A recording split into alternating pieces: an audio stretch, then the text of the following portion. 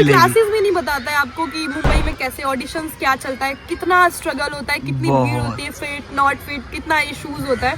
तो ये अगर आपको रोहित के थ्रू पता चल रहा है तो मतलब बहुत अच्छी बात है, बहुत हेल्प होगी सभी के लिए।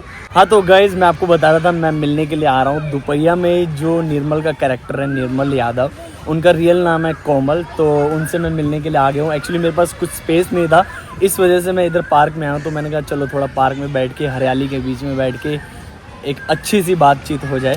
तो घुमा दूँ, फिर कैमरा घुमा दूँ। तो लो गाइज, ये है हमारी। हेलो, कैसे हो?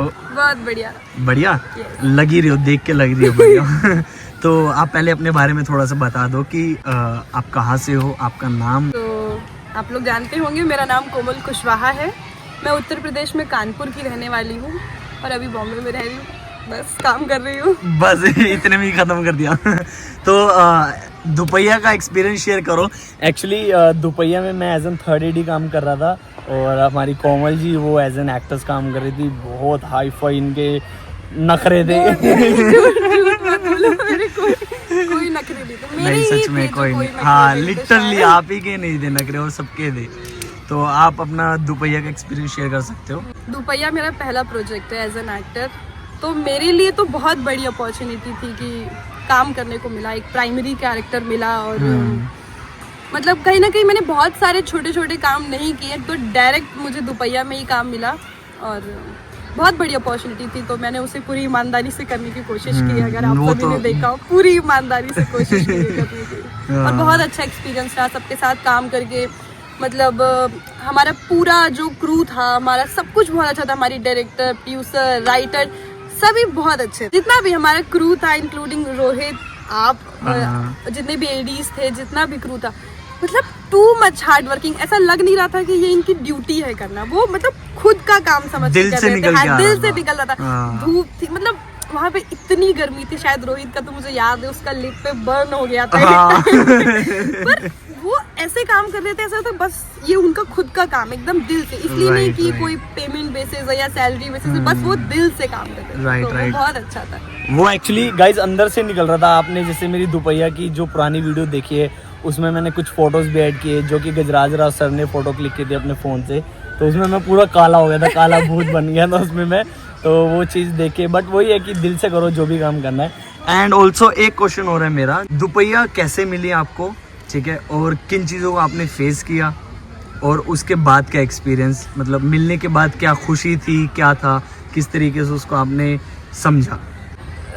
मेरा क्या था कि दुपहिया का ऑडिशन आया था मेरे पास। तो इससे पहले कि मैं तुम्हें कंडीशन बताऊंगी, दुपहिया के पहले मतलब ऐसा हो गया था कि बहुत टाइम से कोई काम नहीं आ रहा था। कितने टाइम से मतलब मुंबई में हो और ट्राई कर रहे हो, कितने टाइम से? मुझे मुंबई में प्रॉपर 5 साल हो चुके हैं। 5 साल हो गए? हाँ, पूरे 5 साल तो हो मतलब चुके 5 साल के बाद अब जाके आपको ये प्रोजेक्ट मिला? हाँ, मतलब इससे पहले मैंने सीरियल्स में छोटा मोटा काम, वन डे टू डे, या कोई ऐड हो गया, मतलब सर्वाइविंग के तौर पे कोई कैमियो हो गया, ऐसे छोटे छोटे कई सारे काम किए।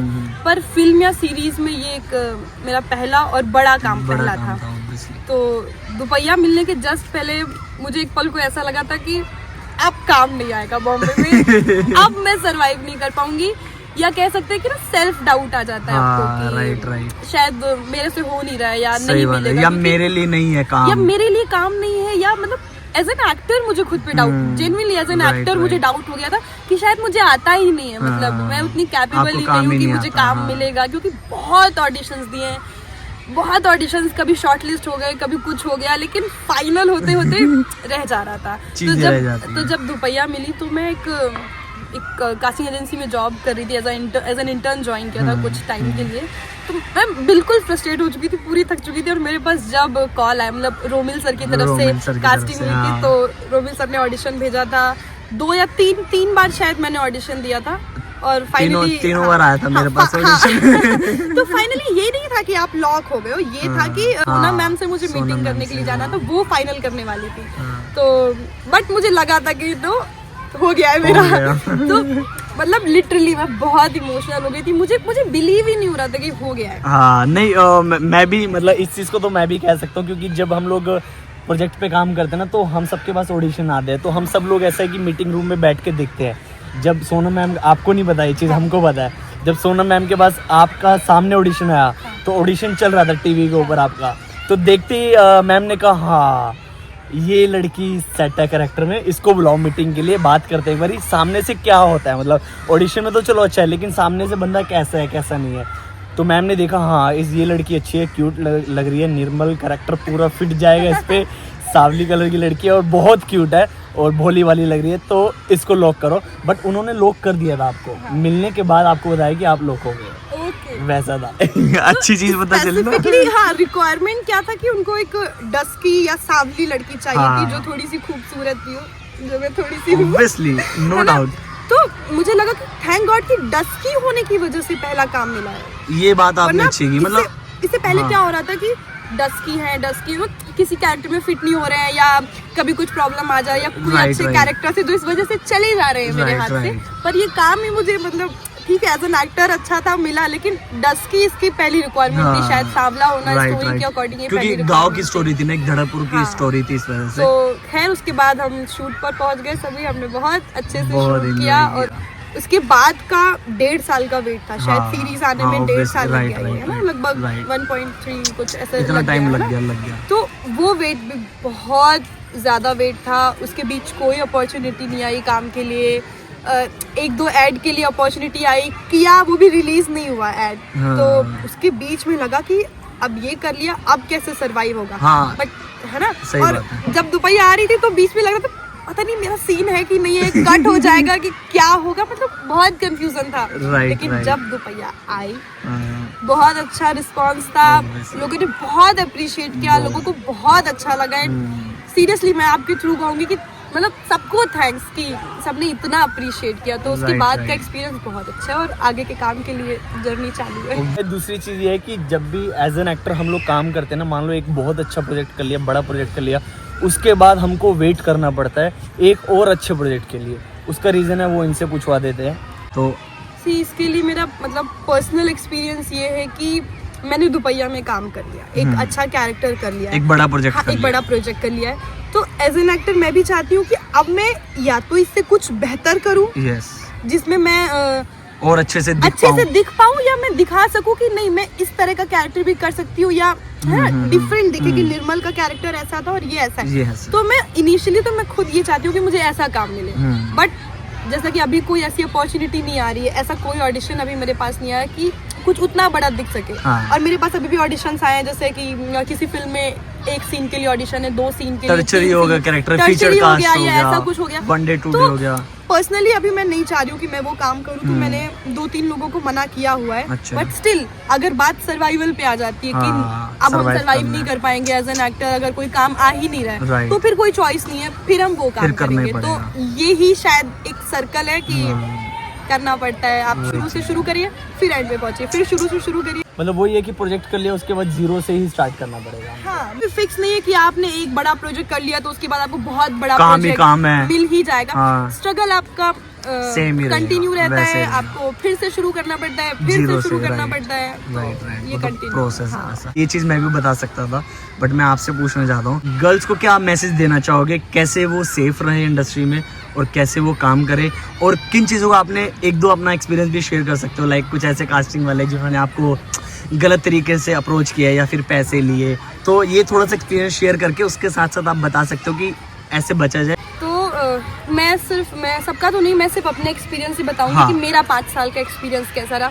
तो मुझे लगता है जब आप न्यू होते हो, एकदम आते हो, तो लोग भी आपको पहचानते हैं कि you are fresher and she don't know anything. सही बात है, वो पता चल जाता है देखने से, वो इंसान को देख के पता चल जाता है कि आप बहुत न्यू हो। राइट। और बाय एनी चांस अगर कोई आपको गलत अप्रोच करता भी है ना, तो वही पीक टाइम होता है जब आप बिल्कुल न्यू होते हो और कुछ नहीं चाहते हो, कुछ पता नहीं होता, और आपके अंदर ना भूख बहुत होती है कि मतलब एनी हाउ अब तो मैं काम करके रहूंगी, मुझे अभी काम करना है, मुझे जल्दी काम करना है, ठीक है, राइट। तब आपको लोग अप्रोच करते हैं। तो मेरा सजेशन जितना मैं जानती हूँ यही रहेगा कि आप बॉम्बे आइए, इंस्टाग्राम पे कई सारी कास्टिंग एजेंसीज हैं जो जेन्युइन है, मतलब शायद आपको रोहित भी बता देगा अपने पेज के थ्रू, जो जेन्युइन है, आप प्लीज उनको ही फॉलो कीजिए, वो ही रिक्वायरमेंट डालते हैं। आप कोशिश कीजिए, आप मुंबई आइए, आप आराम नगर जाइए, जो जेन्युइन कास्टिंग एजेंसीज है उनसे मिलिए कि सी आई एम एन एक्टर, मेरे लायक कोई काम है या नहीं है। अगर मेरे लुक में कोई काम नहीं है तो प्लीज आप अपना नंबर दे दीजिए, मैं आपको अपनी प्रोफाइल सेंड कर दूंगी। प्रोफाइल भी देखिए कि आप कैसे बना सकते हैं, बेसिक 4 फोटोज या 2 फोटोज, वेरी बेसिक, और आपका नेम, एज, हाइट, जो भी मतलब डिटेल्स होती है प्रोफाइल में आप बेसिक भेजिए। उसके अलावा भी अगर आपसे कोई अप्रोच करता है, एनी केस, मुझे नहीं लगता कि जेन्युइन जगह पर कोई करता है, बट एनी वेज अगर आप किसी कोऑर्डिनेटर के थ्रू फंस गए हैं या कोई ऐसी कोई इंडिपेंडेंट फिल्म बना रहा है जो किसी जेन्युइन कास्टिंग से रिलेट नहीं करता, या कोई एल्बम सॉन्ग के लिए आपको अप्रोच कर रहा है कि मीटिंग करो, वहाँ पे मीटिंग करो, तो सबसे अच्छी बात ये कि लोग यहाँ पर ना पूछते हैं। ना कभी नहीं होता कि कोई आपसे जबरदस्ती कर रहा है। सही बात। मतलब मैंने अभी तक बॉम्बे में ये कभी नहीं सुना कि कोई आपसे जबरदस्ती कर रहा है कि नो तुम्हें ये करना ही पड़ेगा, या किसी ने आपको पकड़ लिया। ऐसा तो मेरे साथ कोई एक्सपीरियंस नहीं रहा। वो आपसे पूछेंगे कि सी आपको ऐसा ऐसा करना पड़ेगा, Are you comfortable? If you are comfortable, then this is your token amount, या जैसी ये फेक चीजें होती है कि दिस इज, आप क्लियरली मना कर सकते हैं। सही बात है। वेरी क्लियरली मना कर सकते हैं कि I don't want to do this. अगर कोई अच्छा काम रहे तो बताइएगा। हालांकि जिन्होंने आपको ये ऑफर किया उनके पास कोई अच्छा काम कभी होगा ही नहीं, वो फेंकेंगे, बड़ी फेंकेंगे। वो जितनी भी बड़ी बातें होती है कि ये बड़ा डायरेक्टर है, ये मीटिंग है, ये प्रोड्यूसर है, ऐसी कोई मीटिंग्स नहीं होती है। सबसे पहला स्टेप है आपके पास ऑडिशन आएगा, 1 बार 2 बार 3 बार आप उसे ब्रेक करोगे, ब्रेक करते तब आप जाके कहीं डायरेक्टर से मीटिंग होती है। समटाइम्स नहीं भी होती है, आप लॉक हो जाते हैं प्रोजेक्ट में। तो जैसे मैंने कोमल एक चीज़ और बताई थी मैंने अपने जो मेरी फैमिली है कि जैसे फेक कास्टिंग वाले होते हैं वो मीटिंग्स के लिए बुलाते हैं, जो कि कास्टिंग काउच कह लो या उनको। तो मैंने एक चीज़ बता रखी थी, जैसे हमारी दुपहिया थी, अब जो एक्टर्स अवेलेबल नहीं थी, हम लोगों ने जूम कॉल पे मीटिंग रखी थी, है ना। तो ये भी चीज़ रहता है, अगर एक्टर नहीं अवेलेबल है तो सामने वाला बोल देगा कि जूम कॉल पे भी हम लोग कर सकते हैं, और उसके मन में कोई बात नहीं रहेगी। जूम कॉल पे हो जाती है। सबसे पहले आपकी बात हो रही होती है कास्टिंग डायरेक्टर से, जो कि बहुत जेन्युइन होता है। आपको इंस्टाग्राम पे देख के पता चल जाएगा उसका प्रोफाइल देख के पता चल जाएगा। अदरवाइज आप अपने कुछ एक्टर दोस्तों से बात कीजिए कि ये जेन्युइन है कि नहीं है। लोग आपको गाइड करते हैं वहाँ पे। और अगर नहीं है तो किससे बात करें? अगर आपको कुछ समझ में नहीं आ रहा है कि किससे बात करनी है तो रोहित से बात करो, है ना। लेकिन आपको पता चल जाता है जेन्युइन कौन है कौन नहीं है।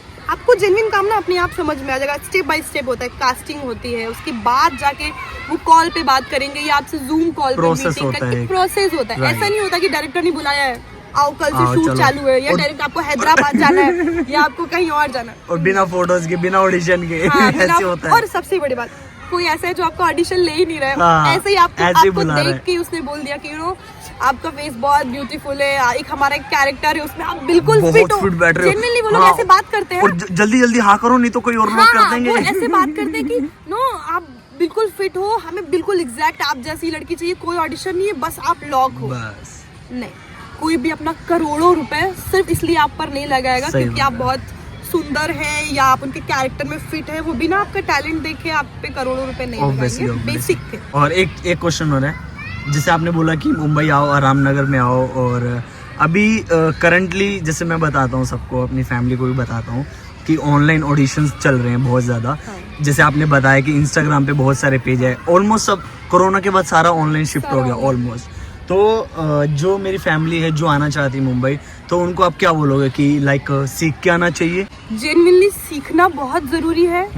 फिर वो थिएटर के थ्रू हो, या आप किसी इंस्टीट्यूट से हैं, या आप किसी टीचर के अंडर में हैं जिन्होंने बहुत काम किया है, या पता चल जाता है। सीखना बहुत जरूरी है, और मुझे लगता है आने से पहले आपको मुंबई के बारे में पता होना बहुत जरूरी है। राइट। आप बिना किसी उस पे मत आ जाओ कि I am talented, I know, और मैं बस काम कर लूंगी, मुझे पता है कि मेरी कैपेबिलिटी इतनी नहीं। बॉम्बे में सब मतलब कई बार ऐसे ही रह जाता है, बहुत लॉन्ग प्रोसेस हो जाता है। कई बार आप लकी हैं तो आप हो सकता है आप आए और आपको काम मिल गया, आपने कोई रोल क्रैक कर लिया।